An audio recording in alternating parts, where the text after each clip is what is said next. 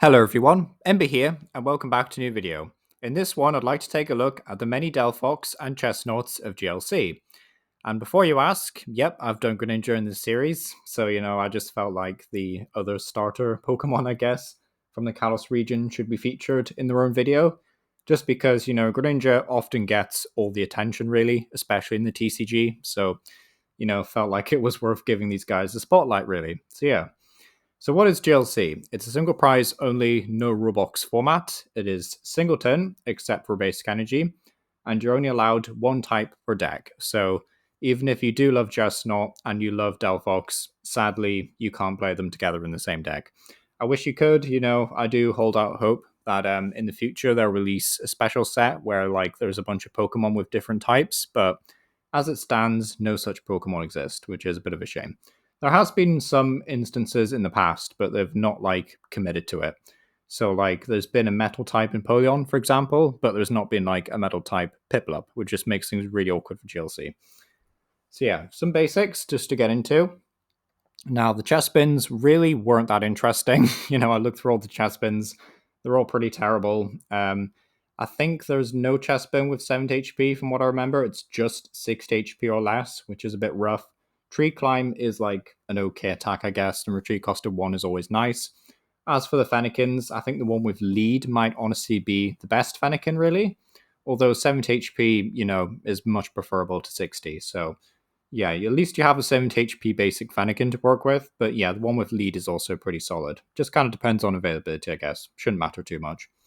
Then we've got some nice stage 1s to take a look at here. Of course, the art rare for Breaks In is amazing. But you've got the ones with Clairvoyant Eye, which is quite nice, or the one with Destructive Flame that was shown here, which is also pretty good. But yeah, as for Quilladin, nothing too crazy. I think Scrunch is maybe your best option. Now, there is a Quilladin which does have retreat cost of 2 from the Kalos starter set. So, if you're playing, for example, Air Balloon, which just gives you -2 retreat cost instead of Float Stone, then that's a fine option, I guess. But at that point, I would just say invest in the floatstone; it's worth it. But just in case, it's just one of those things, really, if you're interested. But yeah, first up is we've got ones from the Kalos starter set, and both of these are terrible. There's really not much else to say about them. Even the artwork, honestly, is pretty uninspired. It's very aggressively CGI, computer graphics, and all the rest of it. It's just very meh, really. There's just no noteworthy aspects about these cards. I think the Delphox is marginally better because, of course, it is. But yeah, aside from that, really nothing too crazy and a bit unfortunate, really. But then we get to XY base set, and it's a pretty different story. So I'll get the obvious one out of the way. This Delphox is the single best Delphox in GLC. It's very, very good. The ability Mystical Fire is very, very useful. It's basically just a built-in draw engine. It's 1 card more than Barrel, so yeah, definitely quite nice. It is a stage 2, of course, but once you get up and running, you'll get your return from the ability. Also got a pretty solid attack in the form of Blaze Ball, doing 50 damage and then 20 more for each Fire Energy attaches Pokemon. So assuming you've put all Fire Energy on there, that is 110 damage, which, you know what? It's not the worst thing in the world for 3 Fire Energy, especially when you're likely just going to be using Welder and Blacksmith and such. So not the worst thing in the world, but primarily here for the ability, which is very, very strong. We will, look at other Delphoxes if you're more interested in a Delphox that can attack. But, I definitely think this one's pretty solid overall. So yeah, very good Delphox. Also got this Chesnaught, which sadly the attack is pretty rough. Touchdown only doing 90 damage, then healing 20 is a bit brutal in this day and age, but the ability is pretty cool. Spiky Shield. If this Pokemon is your active Pokemon and it is damaged by an attack, even if it gets KO'd, put 3 damage counters on the attacking Pokemon. Now, of course, you can use things like Rocky Helmet to essentially just add an extra 2 damage counters whenever Chesnaught gets attacked. You can also do some really fun things with cards like Bursting Balloon. So Bursting Balloon is a one-time effect, so it will have to be discarded after you use it, but it will provide 6 damage counters instead of the usual 2 from Rocky Helmet. So you could effectively force your opponent to take 9 damage counters in return, which is quite nice. So yeah, you could do some fun things with this Chesnaught, but the attack is just so mediocre that you may as well just be playing a Pokemon with a better attack at that point, which is a bit of a shame, but if you're trying a weird grass troll deck or something, you could try not attacking with Chesnaught and just leaving it there with Spiky Shield, but yeah, it just seems a bit risky to be honest, and maybe not worth it, but quite funny at the end of the day. Then we have a Chesnaught from the set XY Breakthrough. Has two really cool attacks. Spike Lariat doing 60 damage is probably the better one to be honest, and if your opponent's active Pokemon has any damage counters on it, this attack does 60 more, so 120. It's effectively just here as a two-shot, so you will have to try and sprinkle some spread damage on there with grass types beforehand, but yeah, seems pretty solid overall for a grass double colors. Then we have Adamantine Press, which for two grass and two colorless, okay, maybe this is not as good as I remember it being, does 100 damage, and during your opponent's next turn, any damage done to his Pokemon by attacks is reduced by 20. So, yeah, you can probably already tell that someone on the design team really likes Greninja, kind of likes Delphox, doesn't like Dark Chestnut, which is, yeah, it's a bit of a shame, really. But I just kind of wish this was better, to be honest. Yeah, it's a bit annoying, but hopefully we get another single prize Chestnut soon. But yeah, Spike Lariat, definitely your best move here, but Adamantine Press, I guess, is okay in a pinch, but yeah, it's not the greatest thing in the world. Then we have the Delphox from Fates Collide. Got a lot of nostalgia for this because I did actually buy the theme deck that this comes in. But yeah, has the attack Sidestorm, which does 20 damage times the amount of energy attached to all Pokemon in play. Honestly, pretty strong just because there's just so many ways of ramping energy, especially Fire Energy.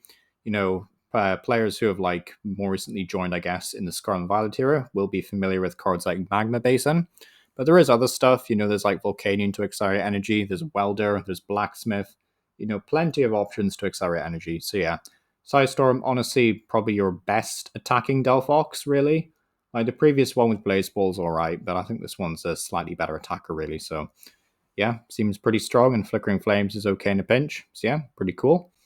Then we have Delphox from Sun and Moon Forbidden Light.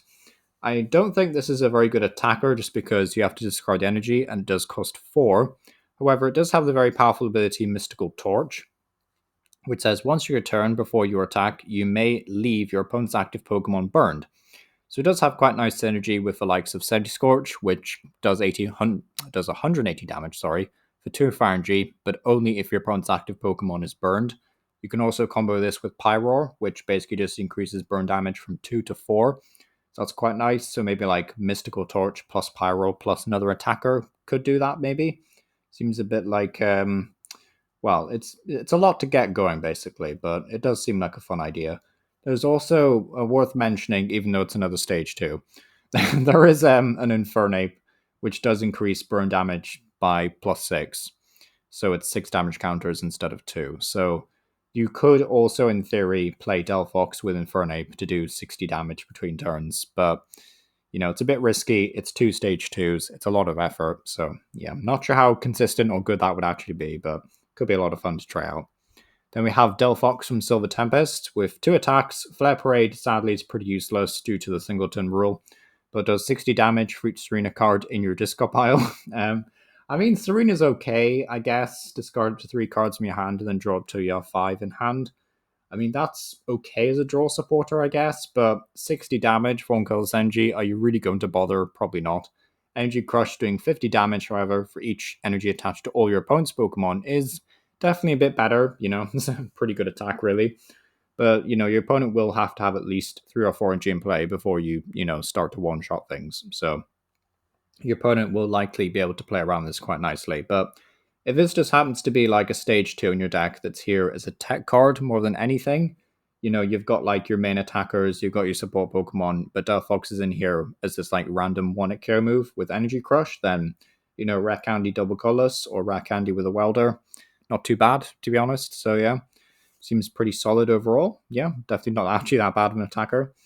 But yeah, thank you for watching. As you can tell, there's actually not been that many Delphox or Chesnaughts printed in the TCG, sadly, that are single prize at least. But yeah, bit of sad really. But yeah, thank you for watching. I do a new set review for GLC with each new release, so do subscribe if you're interested in being updated. However, the next set is Prismatic Evolutions, and there's, spoiler alert, not many new cards in that one. This is now a series to stay, so let me know which Pokemon you'd like to see.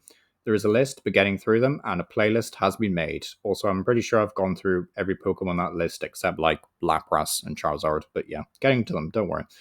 But yeah, if you want to dive into the competitive side, Omnipoke and the format creator Tricky Jim have both done fantastic videos and guides for each type. But yeah, it's been our power. Let me know what you think of these Pokemon down below. Do you think they are neglected in the TCG? And yeah, thank you for watching.